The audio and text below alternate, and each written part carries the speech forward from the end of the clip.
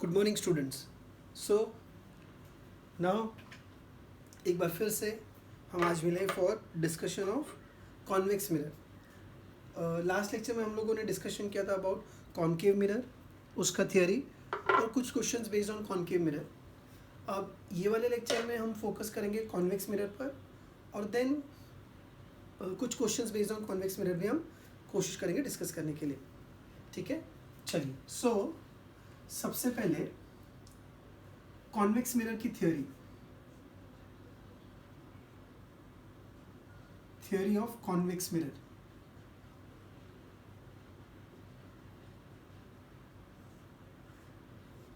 Fine, चलिए। जैसे मान लीजिए ये कॉन्वेक्स मिरर है, रिफ्लेक्शन कॉन्वेक्स साइड से होगा इसमें। ये लाइन प्रिंसिपल एक्सिस, बिल्कुल सही। ये पॉइंट पोल, ये इसका फोकस, ये सेंटर ऑफ कर्वेचर। क्यों ऐसा? बिकॉज स्फीयर इस तरफ बनने वाला है। अगर स्फीयर इस तरफ बनने वाला है तो ये पॉइंट सेंटर ऑफ कर्वेचर, ये focus. This side as we all know is plus infinity और इस तरफ हम लेंगे माइनस इन्फिनिटी। ठीक है, like concave mirror, here also I am going to divide the whole theory in 4 lines or 4 different sections. सबसे पहले बच्चों अगर हम बात करें कि ऑब्जेक्ट अगर बहुत दूर माइनस इन्फिनिटी पर है, यानी कि ऑब्जेक्ट दूर है और आपको पता है कि जब ऑब्जेक्ट दूर होगा तो उससे आने वाले रेज प्रिंसिपल एक्सिस को पैरेलल होंगे और जब रेज प्रिंसिपल एक्सिस को पैरेलल होंगे तो इमेज कहाँ बनती है? फोकस पर। यानी कि कॉन्वेक्स मिरर के केस में भी अगर ऑब्जेक्ट माइनस इन्फिनिटी से चलकर पोल की तरफ पहुंचता है तो जब ऑब्जेक्ट माइनस इन्फिनिटी पर है तो उसकी इमेज आपको बनती है फोकस पर और पोल पर वापस दोनों मिलेंगे। यानी कि इस बार ऐसे चला ऑब्जेक्ट 1 और इमेज चली ऐसे। So when the object moves from minus infinity to pole, your image will move from focus to pole. ध्यान देने वाली बात बच्चों ये है कि यहाँ पर ऑब्जेक्ट रियल स्पेस में है और करस्पॉन्डिंग इमेज कहाँ पर है? वर्चुअल स्पेस में। सो रियल ऑब्जेक्ट की यहाँ पर वर्चुअल इमेज बन रही है। ये समझ में है? अच्छा, अब देखा जाए तो अगर मैं मैग्निफिकेशन की बात करूँ, so if you can recall, magnification का फॉर्मूला था minus of v by u, याद है? इस वाले सेक्शन में यू की वैल्यू बहुत ज़्यादा है, करस्पॉन्डिंग वैल्यू ऑफ वी छोटी होगी, तो ये बड़ा ये छोटा, तो एम आपको लेस देन 1 आएगा, यानी कि इमेज डिमिनिश्ड बनने वाली है। और एक बात, रियल स्पेस में होने की वजह से ऑब्जेक्ट डिस्टेंस नेगेटिव होगा, वर्चुअल स्पेस में होने की वजह से इमेज डिस्टेंस पॉजिटिव होगा। सो ये नेगेटिव, ये positive, ratio negative, negative negative positive, यानी एम पॉजिटिव आएगा। और अगर एम पॉजिटिव आएगा, याद करो कल के लेक्चर में, एम पॉजिटिव तो इमेज बनेगी erect image. So real object, virtual image diminished है और इरेक्ट है। So the image form by a convex mirror for a real object, कहीं पर भी रियल ऑब्जेक्ट, इस बार मैं ये नहीं बता रहा हूँ पोल पर है, फोकस पर है, कहीं पर भी अगर रियल ऑब्जेक्ट है तो गारंटी उसकी इमेज फोकस और पोल के बीच में बनेगी। ये इमेज डिमिनिश्ड होगी और इरेक्ट होगी। So the image form by a convex mirror for a real object is virtual, erect and diminished. For a convex mirror, image form for a real object is virtual, erect and diminished. Followed everyone? Okay. अब अगर आपका object पोल को cross करके virtual space में जा रहा है और ऑब्जेक्ट चला पोल से फोकस, ये भी डिस्कशन कल हमने ऐसा सिमिलर किया था, फोकस के जस्ट पहले, तो इमेज चलती है पोल से माइनस इन्फिनिटी की तरफ। ओके, अब यहां पर आपका ऑब्जेक्ट वर्चुअल स्पेस में है, सो वर्चुअल ऑब्जेक्ट पर इमेज कैसी बन रही है? Real. Okay, virtual object, real image. तो कॉन्वेक्स मिरर रियल ऑब्जेक्ट की वर्चुअल इमेज बनाता है और वर्चुअल ऑब्जेक्ट की रियल इमेज बनाता है। डेफिनेटली यहां पर इमेज डिस्टेंस ज्यादा है, ऑब्जेक्ट डिस्टेंस कम है, तो ये कम ये ज्यादा, तो ये मैग्निफिकेशन होगा। अब आपका जो यू और वी का साइन है उसके हिसाब से आप एम का नेचर भी डिसाइड कर सकते हो, इन्वर्टेड होगा, इरेक्ट होगा, एक्सेट्रा। फाइन, अब आपका ऑब्जेक्ट फोकस के जस्ट इस तरफ आया, so this was focus, focus के जस्ट इस तरफ। सो आप जानते हो कि माइनस इन्फिनिटी से इमेज कहाँ पहुंच जाएगी? प्लस इन्फिनिटी, और अब इमेज चलेगी ऐसे। सो जब ऑब्जेक्ट चलेगा फोकस से सेंटर ऑफ कर्वेचर की तरफ वर्चुअल स्पेस में, So then the image will move from plus infinity to center of curvature in virtual space. इसके लिए ये वाली सिचुएशन. अब देखो बच्चों, यहाँ पर ऑब्जेक्ट कैसा है, वर्चुअल. इमेज भी कैसी है, वर्चुअल. यानी वर्चुअल ऑब्जेक्ट की वर्चुअल इमेज भी बनाता है convex mirror. Real object virtual image, virtual object real image, virtual object virtual image. अब आखिरी वाला जो पोर्शन बाकी है, you all can easily let me know कि ऑब्जेक्ट चलेगा सेंटर ऑफ कर्वेचर से प्लस इंफिनिटी वर्चुअल स्पेस में. So image will move from centre of curvature to focus. So जैसे हमने कॉनकेव मिरर के लिए 4 रीजन डिस्कस किए थे, सेम वैसे ही हमने कॉन्वेक्स मिरर के लिए भी डिस्कस किए. पर बच्चों सबसे इंपॉर्टेंट जो बात है वो फर्स्ट रीजन है कि अगर रियल ऑब्जेक्ट है तो कॉन्वेक्स मिरर उसकी वर्चुअल इमेज बनाएगा जो इरेक्ट और डिमिनिश्ड होगी. और एक बात यहां से पता चलती है कि कॉन्वेक्स मिरर किसी भी सिचुएशन में रियल ऑब्जेक्ट की रियल इमेज नहीं बना सकता है. वो रियल ऑब्जेक्ट की वर्चुअल इमेज बना सकता है, वर्चुअल ऑब्जेक्ट की रियल इमेज बना सकता है, वो वर्चुअल ऑब्जेक्ट की वर्चुअल इमेज बना सकता है, पर वो रियल ऑब्जेक्ट की रियल इमेज बनाने वाला नहीं है. जिस तरीके से कॉनकेव मिरर वर्चुअल ऑब्जेक्ट की वर्चुअल इमेज नहीं बना सकता है, वैसे ही कॉन्वेक्स मिरर रियल ऑब्जेक्ट की रियल इमेज नहीं बना सकता है. ये सारे पॉइंट्स क्लियर है बच्चों? ओके. अब जहाँ तक इसके ग्राफ का क्वेश्चन है, तो ग्राफ प्लॉट करने के लिए मुझे पॉइंट चाहिए होंगे. जैसे कल हमारे पास पॉइंट्स थे. सो पहला पॉइंट मुझे क्या मिला कि जब ऑब्जेक्ट, अच्छा u, v की हम बात करें, u, v. फर्स्ट पॉइंट मेरा क्या होगा, देखिए माइनस इंफिनिटी पर ऑब्जेक्ट है तो इमेज कहाँ पर है, फोकस पर. वर्चुअल स्पेस में फोकस यानी पॉजिटिव प्लस एफ आएगा. फिर दूसरा पॉइंट 0,0. नेक्स्ट पॉइंट सोचो बच्चों, पोल से फोकस, तो ये यहां पर कहां था, माइनस इंफिनिटी, यानी it will B plus F comma minus infinity. अगले ही पल प्लस इंफिनिटी, तो मैं लिख सकता हूं plus F plus infinity. Next centre of curvature, तो प्लस 2f प्लस 2f. और आखिरी पॉइंट बच्चों प्लस इंफिनिटी ऑब्जेक्ट और इमेज कहां बन रही थी, प्लस एफ पर. सो इन पॉइंट्स की मदद से I will try to plot graph of v versus u for convex mirror also. ठीक है बच्चों. अब ग्राफ बनाते समय कल भी हमने डिस्कस किया था कि रेफरेंस लाइन ड्रॉ करनी है. देखिए 0,0 पता है, इंफिनिटी पता है.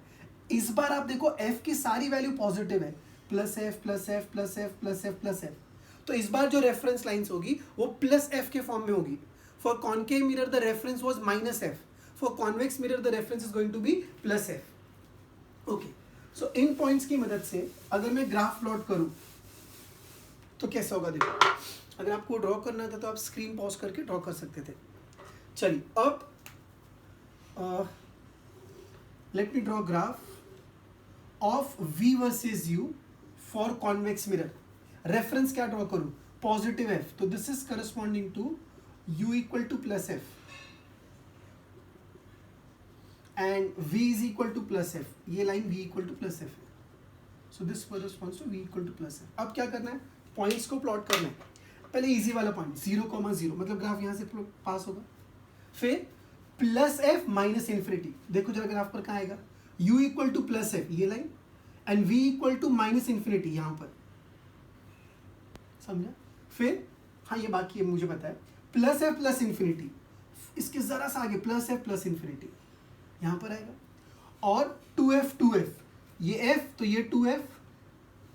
भाई अगर ये f है तो ये डिस्टेंस 2f होगा. सेम वे अगर ये f है तो ये डिस्टेंस 2f यहाँ कहीं तो वो पॉइंट होगा. और आखिरी में plus infinity plus F, plus infinity plus F, यहाँ कहीं तो वो पॉइंट होगा. इसका मतलब ग्राफ यहां से ऐसे जाएगा और इस तरह वैसे आएगा. चलिए फर्स्ट वाला point minus infinity plus F, minus infinity you पर प्लस एफ यानी यहाँ होगा वो. तो इन सारे पॉइंट्स को अगर मैं ज्वाइन करूँ तो ग्राफ कुछ ऐसा बनता है for convex mirror. So this is variation of v versus u in case of a convex mirror. Convex mirror का u versus v का ग्राफ. तो हमने कॉन्केव का u versus v का ग्राफ देखा, कॉन्वेक्स का u versus v का graph देखा. कॉन्वेक्स में मैं फिर से रिपीट करूंगा बच्चों, वो वाला पॉइंट बहुत ज़रूरी है कि वो रियल ऑब्जेक्ट के लिए, चाहे कोई भी पोजीशन हो रियल ऑब्जेक्ट की, इमेज बनेगी virtual, erect and diminished. Alright. अब वो कॉम्बिनेशन लिखते हैं u नेगेटिव यानी कि रियल ऑब्जेक्ट, वी पॉजिटिव यानी कि virtual image. So real object virtual image possible है. यू नेगेटिव यानी कि रियल ऑब्जेक्ट, वी नेगेटिव यानी कि रियल इमेज. इस वाले क्वाड्रेंट में ग्राफ का कोई भी हिस्सा नहीं है. इसका मतलब ये सिचुएशन कॉन्वेक्स मिरर में पॉसिबल नहीं है. U positive, V positive, U positive, V positive, virtual object virtual image possible है. U positive, V negative, U positive, V negative यानी कि virtual object and real image भी पॉसिबल है. Has everyone understood it? Clear? So this is graph of V versus U for convex mirror. ऐसे ही बच्चों दो और ग्राफ है जो एग्जाम में इनफैक्ट पूछा भी गया एक बार. तो वो है graph of 1/V versus 1/U. ये जो ग्राफ है वो V और U का ग्राफ है. मैं डिस्कस कर रहा हूँ रेसिप्रोकल 1/V और 1/U का ग्राफ. तो उसको कैसे डिस्कस कर सकते हैं? आप पॉज करके ये अच्छे से नोट कर सकते हैं. ओके, सो अब एक और ग्राफ हम डिस्कस करेंगे. कौन सा sir? 1/V versus 1/U. 1/V और 1/U का ग्राफ पहले हम प्लॉट करेंगे फॉर. अच्छा, डायरेक्ट प्लॉट नहीं करते, पहले कुछ समझते हैं. तो ग्राफ प्लॉट करना है आपको 1/V और 1/U के बीच में. तो इनके बीच का कोई फॉर्मूला रिकॉल हो रहा है? एक ही तो फॉर्मूला हमारे पास, 1/F is 1/V plus 1/U. याद है? सो 1/V इसको मैं मान सकता हूँ y एक्सिस की तरह, क्योंकि ग्राफ xy पे ही प्लॉट करना है. तो ये क्या बन जाएगा बच्चों? Correct, x axis. एक गिवन मिरर के लिए उसकी फोकल लेंथ कांस्टेंट है, तो ये बन जाएगा c. तो क्या ये इक्वेशन ऐसा रिजेंबल कर रहा है c equal to Y plus X, या मैं लिख सकता हूँ y is equal to minus X plus C. बताओ ये किसकी याद दिला रहा है? सोचो. y is equal to minus 1x plus C, ऐसा बोल सकता हूँ. So it's an equation of straight line not passing to the origin. समझ में? यानी कि 1/V और 1/U का ग्राफ एक स्ट्रेट लाइन बनने वाला है जो ओरिजिन से पास नहीं होगा. अच्छा, ये C क्या था मुझे बताओ. C कंपेयर किया तो C was reciprocal of focal length. अब ये जो C होगा उसको मैं क्या बोल सकता हूँ? अगर कॉन्वेक्स मिरर है, कॉन्वेक्स, तो C is 1/F of convex. Convex mirror की focal length positive, so for convex it will be positive, यानी इंटरसेप्ट पॉजिटिव आएगा. इजी नहीं है बच्चों, समझो अच्छे से. C किसको रिजेंबल कर रहा है? कंपेयर किससे किया? 1/F से. कॉन्वेक्स मिरर का फोकल लेंथ पॉजिटिव, तो उसका 1/F भी पॉजिटिव, यानी कि उसका C पॉजिटिव, यानी उसके intercept positive. For concave mirror, concave mirror 1/F यानी कि फोकल लेंथ नेगेटिव, यानी उसका इंटरसेप्ट क्या आएगा? नेगेटिव. ओके, और एक बात बच्चों, ये जो माइनस है, माइनस, ये क्या रिप्रेजेंट करेगा? इसको मैं 1 लिख सकता हूँ, -1, कुछ भी नहीं तो 1 लिख सकते हैं. तो ये उसका बन जाएगा स्लोप, यानी ये दोनों ही केस में नेगेटिव है. सर आप क्या समझा रहे हो? मैं ये समझा रहा हूँ बच्चों कि 1/V और 1/U का ग्राफ स्ट्रेट लाइन बनता है, not passing to the origin. अब उसका इंटरसेप्ट कॉन्वेक्स के लिए पॉजिटिव, कॉन्केव के लिए नेगेटिव, और स्लोप दोनों ही केस में नेगेटिव है. सो चाहे कॉन्वेक्स हो चाहे कॉन्केव हो, उसका graph is a straight. 1/V versus 1/U का graph is a straight line not passing through origin with negative slope. सिर्फ इंटरसेप्ट एक का पॉजिटिव और एक का नेगेटिव है. किसका पॉजिटिव है? तो कॉन्वेक्स के लिए पॉजिटिव और कॉन्केव के लिए नेगेटिव. ऑलराइट, चलिए ग्राफ देखते हैं. सो मैं एक ही में दोनों को एक्सप्लेन करने की कोशिश कर रहा हूँ. This is 1/U axis, 1/V axis. चलिए बताइए कैसे प्लॉट करेंगे? ग्राफ प्लॉट करने के लिए 2 पॉइंट चाहिए आपको. मैं एक काम करता हूं, अगर 1/U की वैल्यू 0 कर ले तो 1/F विल बी 1/U. भाई अगर आप y की वैल्यू 0 कर दो तो x will be equal to c. यानी पहला पॉइंट क्या हो सकता है? सोचिए, x की value will be c, c, 0. और दूसरा पॉइंट अगर आप x को 0 पुट कर लो तो y will be equal to c, यानी कि 0, c. If you want to plot a graph, आपको 2 पॉइंट चाहिए. 2 पॉइंट कैसे प्लॉट कर सकते हो? एक बार x को 0 पुट कर लो तो y is equal to c, और y को 0 पुट कर लो तो x इक्वल टू c. सो और c की वैल्यू 1/F है. कॉन्वेक्स में वो पॉजिटिव है, यानी एक पॉइंट यहाँ आएगा, एक पॉइंट यहाँ आएगा. इन दोनों को ज्वाइन करती हुई स्ट्रेट लाइन नेगेटिव स्लोप, यानी वो गिरती हुई लाइन होगी ऐसे कुछ. So this is graph of 1/v versus 1/u for convex. कैसे पता चला convex? Intercepts are positive. Same way अगर मैं कॉनकेव के लिए बात करूं बच्चों, कॉनकेव के लिए, तो उसमें क्या होगा? उसमें c नेगेटिव आएगा, यानी एक पॉइंट यहाँ आएगा और एक पॉइंट यहाँ आएगा. इनको ज्वाइन करें अगर हम, तो ऐसा कुछ ग्राफ बनेगा. So this is graph of 1/v versus 1/u for convex. सो जो रेड कलर से मैंने ड्रॉ किया है वो कॉन्वेक्स के लिए ग्राफ है, और जो ब्लैक कलर से ड्रॉ कर रखा है वो कॉनकेव के लिए ग्राफ है. ठीक है बच्चों, अगर आप समझते हो तो एक और यहाँ पे डिस्कशन कर सकते हैं. देखो ये क्या रिप्रेजेंट कर रहा है? सिर्फ ये वाला पोर्शन यहाँ से यहाँ तक आपका u नेगेटिव, v पॉजिटिव. सो u का 1/u. भाई अगर 1/u नेगेटिव तो 1/u भी नेगेटिव, और v पॉजिटिव तो 1/v भी पॉजिटिव. सो u negative, v positive. Real object, v positive, virtual image. ये वाले सेक्शन यहाँ से यहाँ तक u negative, v negative, real object, real image. यहाँ पर u पॉजिटिव और v negative, virtual object, real image. देखिए बच्चों, कॉनकेव मिरर में फिर से एक बार कौन सा कॉम्बिनेशन नहीं आ रहा है? Virtual object, virtual image. Sir कैसे लिखा real object, virtual image? u negative, v positive, u negative, v negative, u positive, v negative. अब आप रेड के लिए ट्राई करो, चलो प्लीज ट्राई करो. चलो बताओ, u कैसा? नेगेटिव, v कैसा? पॉजिटिव. यानी कि फिर से real object, virtual image possible है. यहाँ पर u positive, v positive, virtual object, virtual image possible है. ये वाले सेक्शन में u पॉजिटिव, v नेगेटिव, यानी कि virtual object, real image possible है. कौन सा कॉम्बिनेशन नहीं आ रहा है? Virtual object and virtual image. I am sorry, real object and real image. Convex के लिए रियल ऑब्जेक्ट और रियल इमेज पॉसिबल नहीं है. तो ये था बच्चों पूरा discussion related to concave mirror की थ्योरी, कॉन्वेक्स मिरर की थ्योरी, u और v का ग्राफ, 1/v और 1/u का ग्राफ. लास्ट लेक्चर में ऑलरेडी मैं आपके साथ कुछ न्यूमेरिकल्स डिस्कस कर चुका हूँ रिलेटेड टू कॉनकेव मिरर. अब एक दो और कॉन्सेप्ट्स है और फिर हम डिस्कस करेंगे combined question, concave plus convex के क्वेश्चंस. ये आप नोट कर सकते हैं. ओके, सो आप स्क्रीन को पॉज करके नोट कर सकते हैं.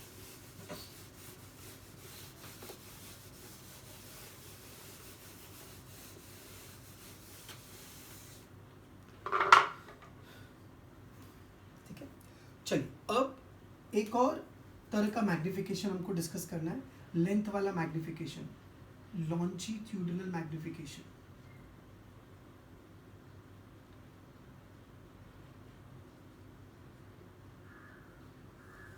आई विल से पैरेलल वाला magnification, parallel to what? Principal axis. कल वाला जो था वो परपेंडिकुलर टू प्रिंसिपल एक्सिस था, या इसको मैंने नाम रखा है लेंथ वाला मैग्निफिकेशन. कल था हाइट वाला, ये अपना दिया हुआ नाम है लेंथ वाला, लॉन्जिट्यूडनल या parallel to the principal axis. अब काफ़ी सिंपल है. जैसे लॉन्जिट्यूडनल मैग्निफिकेशन को मैं ml लिखता हूँ. Longitudinal is given by length of image upon length of object. Simple सा फॉर्मूला है. Length of image upon length of object. Length of image को मैं डेल्टा v लिख सकता हूँ, दो v की वैल्यू का डिफरेंस, और लेंथ ऑफ ऑब्जेक्ट को मैं डेल्टा u लिख सकता हूँ. So delta v by delta u. या आप बोल सकते हो v2 minus v1 upon u2 minus u1 etcetera etcetera. Basically image की लेंथ अपॉन क्या होगा? ऑब्जेक्ट की length. So delta v by delta u. अब क्वेश्चन जब हम करेंगे तो आपको समझ में आएगा कि एग्जैक्टली कैलकुलेट कैसे करना है. बट यहाँ एक शॉर्टकट है जो मैं डिस्कस करूँगा, जो एक नोट के फॉर्म में हम बात कर सकते हैं. देखिए बच्चों, 1/f is 1/v plus 1/u, right? इसको डिफ्रेंशिएट करो. सो ये तो कांस्टेंट, इसकी डेरिवेटिव 0. 1/v का डेरिवेटिव माइनस 1/e². अब आपने डिफ्रेंशिएट मान लीजिए किसी अलग वेरिएबल के साथ किया. So minus 1/v² into D V by मान लीजिए x के साथ किया. ऐसे ही x कुछ भी हो सकता है. ये हो जाएगा -1/u² इंटू du/dx। सो अगर आप इसको अच्छे से अरेंज करें तो आपको क्या मिलेगा बच्चों, देखो आपको मिलेगा -1/v² dv/dx, इसको पार्शियल डिफरेंशिएशन भी कह सकते हैं आप, 1/u² इंटू du/dx। dx को एलिमिनेट किया जा सकता है तो आपको मिलेगा देयरफॉर dv/du इज -(v²/u²).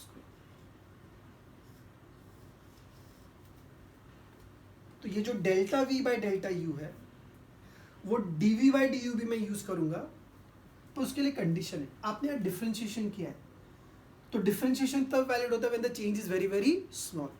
तो एक बात बता दो बच्चों, this will also be written as -(v²/u²). Under what condition? Under the condition that size of object is very small as compared to other dimensions in the cushion, जैसे radius of curvature, focal length etcetera etcetera. तो size of the object is very small as compare to the other dimensions in question. So basic formula is delta v/डेल्टा u या v2 - v1/u2 - u1। But कभी कभी ये shortcut बहुत काम आएगा बच्चों, जब ऑब्जेक्ट का डायमेंशंस बहुत छोटा होगा, यानी कि ऑब्जेक्ट मिलीमीटर में होगा और फोकल लेंथ मीटर या सेंटीमीटर में होगी, उस वक्त ये शॉर्टकट हम यूज़ कर सकते हैं। अगर आप ध्यान से देखो बच्चों, ये v²/u², क्या मैं v/u² लिख सकता हूँ? और अगर v/u का कल का आपको फॉर्मूला याद है f/f - u, तो वो सेम यहाँ पर भी हम क्वेश्चंस में यूज़ कर सकते हैं। सो लॉन्जिट्यूडनल मैग्निफिकेशन, लेंथ वाला मैग्निफिकेशन या magnification parallel to the principal axis is basically length of the image upon length of the object, delta v/delta u। और ये उसका एक ट्रिक शॉर्टकट है जो हम यूज करेंगे when size of the object is very very small as compared to the other dimensions। so this also you can note down please। ये derivation की जरूरत नहीं है, एक सिंपल है, पार्शियल डेरिवेटिव से आप वो निकाल सकते हैं, ठीक है। सो अब तक हमने क्या देखा, हाइट वाला मैग्निफिकेशन देखा और लेंथ वाला मैग्निफिकेशन देखा। अब वेलोसिटी का कॉन्सेप्ट डिस्कस करते हैं, जैसे हमने प्लेन मिरर के लिए डिस्कस किया था, velocity of image with respect to object, velocity of image with respect to mirror etcetera etcetera. Same way बच्चों अब हम डिस्कस करेंगे concept of velocity of image in spherical mirror.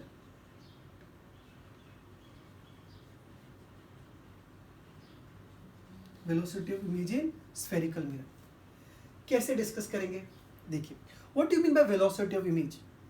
Image की position mirror से कैसे change हो रही है, या इमेज का डिस्टेंस मिरर से कितना फास्ट या स्लो चेंज हो रहा है, या इमेज डिस्टेंस टाइम के साथ कैसे चेंज हो रहा है, that will be velocity of image. What will be velocity of object? Object का डिस्टेंस मिरर से कितना फटाफट चेंज हो रहा है या कितना स्लो चेंज हो रहा है, ठीक है ना।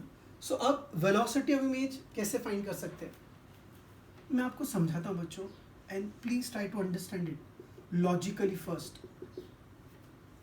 याद करो, अगर आप थियोरी ऑफ कॉन्केव मिरर में, this was pole, focus, centre of curvature, if you can recall, जिसलिए मैंने कहा था कि बहुत इंपॉर्टेंट है बच्चों रिवाइज करना, ऑब्जेक्ट -∞ से सेंटर ऑफ कर्वेचर तक चला था, याद है?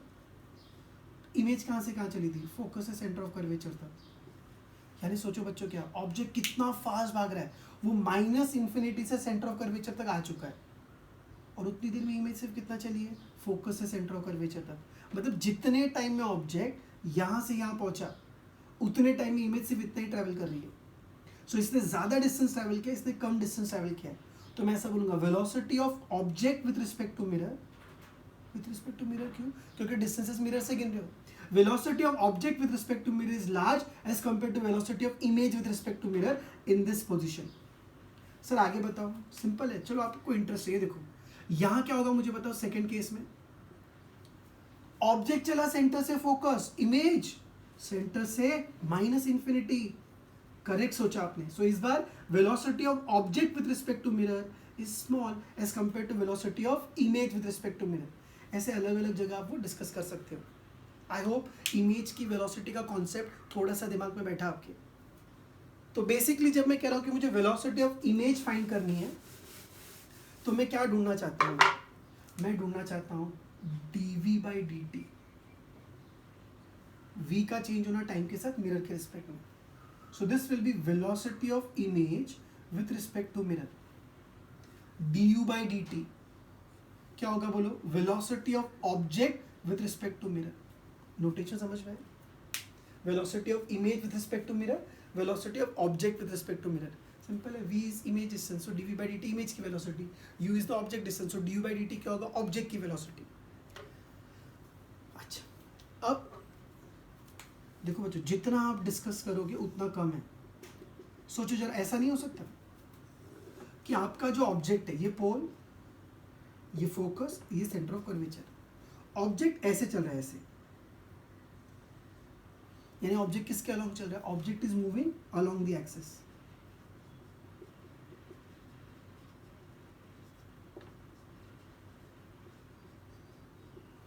बराबर? Excuse me. क्या बच्चों ऑब्जेक्ट ऐसे भी तो चल सकता था? So object is moving perpendicular to axis. क्या बच्चों ऑब्जेक्ट ऐसे भी चल सकता है जिसमें वो पैरेलल भी चल रहा है और परपेंडिकुलर, वो देखो आगे भी जा रहा है और ऊपर भी जा रहा है. तो ये तीनों तरह की वेलोसिटी का डिस्कशन हमारे साथ होना चाहिए. एक बार along the axis, perpendicular to axis, और दोनों मिला के इंक्लाइन वाला भी हम डिस्कस कर सकते हैं. भाई ये जो रेड वाला, ये दोनों का रिजल्टेंट ही तो हुआ, along the axis, perpendicular to axis. तो जब मैं वेलोसिटी ऑफ इमेज डिस्कस करूंगा, मैं दो तरीके से डिस्कस करूंगा. Velocity of image along the axis of concave mirror and velocity of image perpendicular to the axis of concave mirror. Same हमने प्लेन मिरर में भी किया था बच्चों. अलोंग द मिरर फॉर्मूला था, पैरेलल में मैंने कहा था सेम आंसर आता है. सो हियर आल्सो अलोंग का डिस्कशन है, परपेंडिकुलर का डिस्कशन. अलोंग के डिस्कशन में सिर्फ u का वेरिएशन होगा, इसलिए v का वेरिएशन होगा. u चेंज होगा इसलिए v चेंज होगा. पर जब परपेंडिकुलर डिस्कशन करोगे बच्चों, तो हाइट में वेरिएशन आएगा. हाइट, जैसे ऑब्जेक्ट यहाँ था तो पहले ये हाइट, फिर थोड़ी देर में यहाँ है तो हाइट ज़्यादा हुई और हाइट ज़्यादा हुई. सो जब परपेंडिकुलर वाला डिस्कशन करूँगा मैं, तो मैं हाइट को डिफ्रेंशिएट करूँगा. इट इज़ नॉट ईजी बच्चों, बट ये भी गारंटी की डिफिकल्ट नहीं है. सोचो जरा, अलोंग द एक्सिस चल रहे तो किस में वेरिएशन आएगा? u में, करेक्ट. सो उस बार du by dt होगा. परपेंडिकुलर टू द एक्सिस चलेगा तो हाइट में वेरिएशन आएगा, तो मैं हाइट को डिफ्रेंशिएट करूंगा. इंक्लाइन में आप बोलो सर दोनों कर लेना, u भी वेरी करेगा, हाइट भी वेरी करेगा. समझ में आया? सो बेसिकली आप डिफ्रेंशिएट करने वाले हो, और मैं दोनों को इंडिविजुअली आपके सामने एक्सप्लेन करता हूँ. सो वेलोसिटी ऑफ इमेज, पहले पैरेलल टू द एक्सिस, यानी मुझे u का डिफरेंशिएशन चाहिए, सिर्फ हाइट का डिफरेंशिएशन अभी नहीं चाहिए. चलिए कैसे करेंगे? सो बच्चों एक बात बताओ, what is 1/f? 1/v plus 1/v. Sir यही क्यों लिखते बार बार? एक ही क्वेश्चन अपने पास अब तक. अब क्या करें? मुझे du by dt चाहिए, यानी u को डिफरेंशिएट करना है विथ रिस्पेक्ट टू टाइम. तो differentiating with respect to time, इसका डेरिवेटिव 0 हो गया. नहीं समझा? सर v क्यों डिफरेंशिएट किया? भाई u चेंज होगा तो v भी तो चेंज होगा. ऑब्जेक्ट चलता है, इमेज भी चलती है, सो ये दोनों चेंज होंगे. ये हो जाएगा -1/u² du by dt. So terms को रीअरेंज करो, आपको मिलेगा dv by dt is -(v²/u² du by dt. So longitudinal magnification भी ऐसे ही कुछ आया था. हाँ बच्चों, सिर्फ वहाँ पे टाइम वाला टर्म नहीं लिखा था हमने. ये क्या है बच्चों मुझे बताओ? Velocity of image with respect to mirror when the object is moving parallel to the axis is equal to, क्या आएगा बताइए? -(v²/u², velocity of object with respect to mirror when the object is moving parallel to the axis. ये आपको by heart करना है.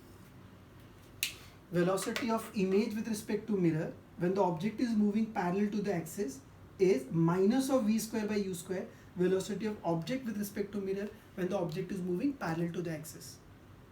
अगर यही plane mirror होता बच्चों तो v और u सेम था. प्लेन मिरर, जितना सामने ऑब्जेक्ट उतना पीछे इमेज, तो v और u सेम, तो ये सेम फॉर्मूला आ जाएगा. देखो दिस वाज दैट. समझ में आ रहा है? एनीवेज, तो फिलहाल this was when the object is moving parallel to the axis. Okay, so अब ये पूरे एक्सप्रेशन की ज़रूरत नहीं है हमको. I have differentiated with respect to time. तो मैं सिर्फ फाइनल रिजल्ट यहाँ लिख लेता हूँ. अगर आपको डेरिवेशन चाहिए तो जब आप स्टडी कर रहे हो स्क्रीन को पॉज करो और आप कॉपी कर सकते हो. Velocity of image with respect to mirror when the object is moving parallel to the axis is minus of v square by u square velocity of object with respect to mirror when it is moving parallel to the axis. Second point, perpendicular to axis.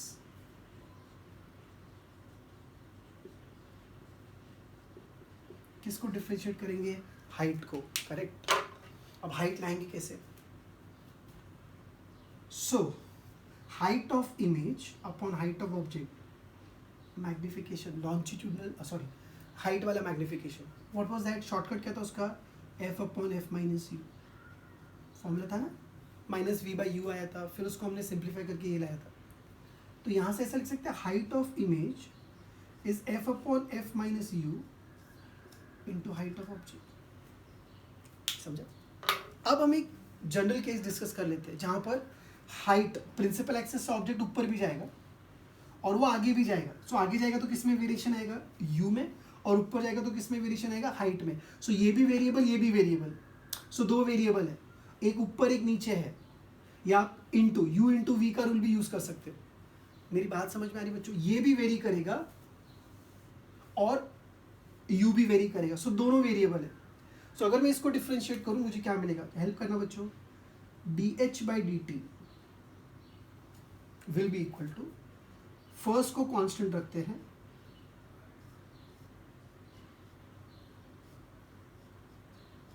Height of the object को differentiate किया, फिर height of the object को constant रखा, focal length constant है. ये किसकी तरह बन गया? 1/x. Derivative of 1/x is -1/x². पर सिर्फ x है क्या? नहीं. तो into D U by D x भी आएगा. तो जब इंटू इसका डेरिवेटिव लिखोगे, ऐसे लिखोगे ना, तो जब f को डिफरेंशिएट करोगे तो 0 हो जाएगा. और u का derivative with respect to t. So मैं इसको ऐसे लिख सकता हूं,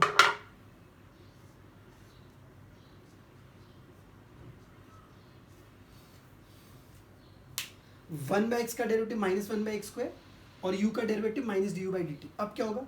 माइनस माइनस प्लस हो जाएगा. सो ओवरऑल अगर मैं ये टर्म लिखूं, चलिए यहां लिखते हैं. सो हमारे पास क्या होगा?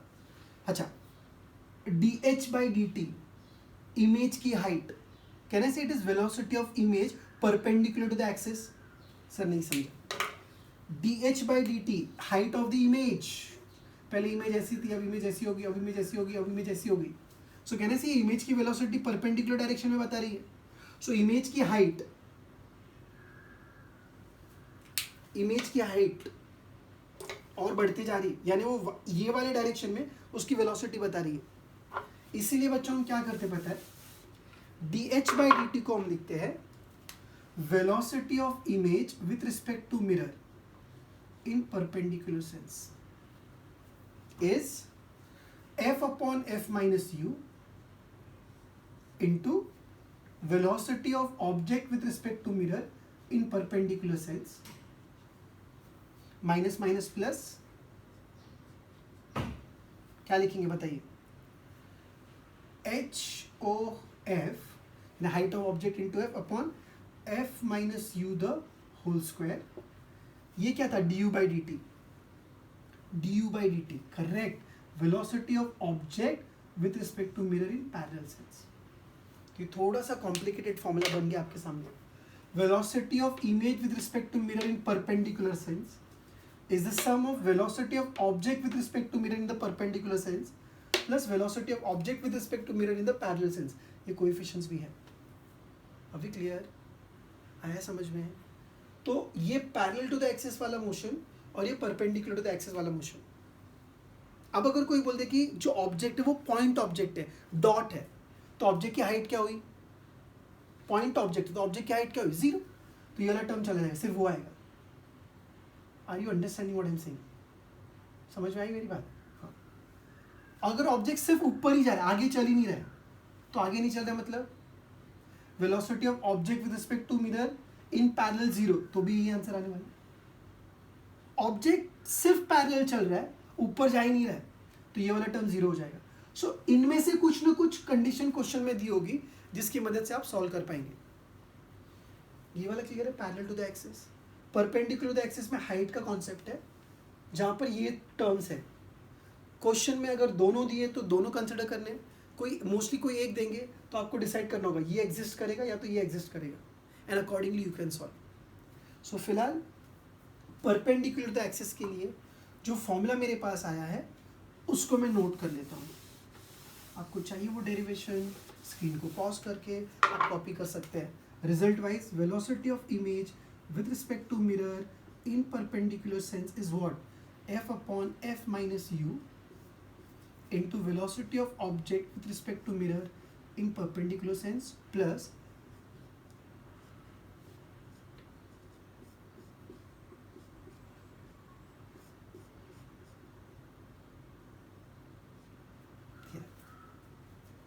अभी ठीक है। सो ये दोनों फॉर्मूले आपके लिए काफ़ी इंपॉर्टेंट हो जाते हैं और वो हमको अच्छे से आने भी चाहिए।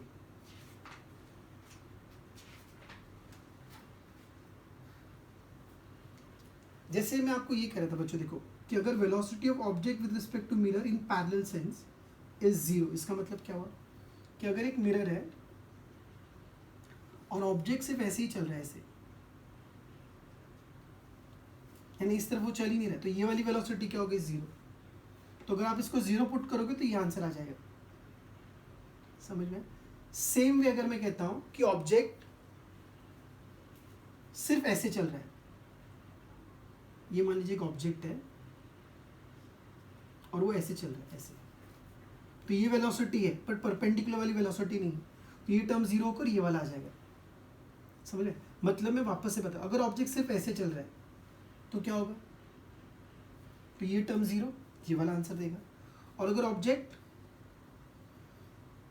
एक्सटेंडेड ऑब्जेक्ट ऐसे चल रहा है तो क्या होगा?